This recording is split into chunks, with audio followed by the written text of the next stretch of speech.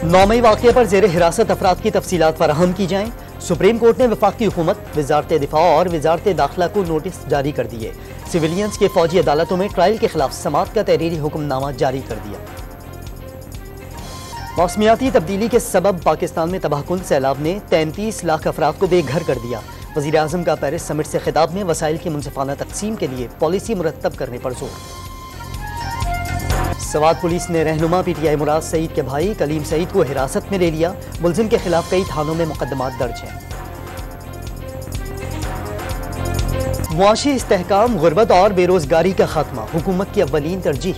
मुआशी बहाली का कौमी मनसूबा तारीखी कदम है। मरियम नवाज की जाम कमाल और दीगर से मुलाकात में गुफ्तगू। यूनान कश्ती वाक़े से पता चलता है मुल्क मुआशी बदहाली का शिकार है।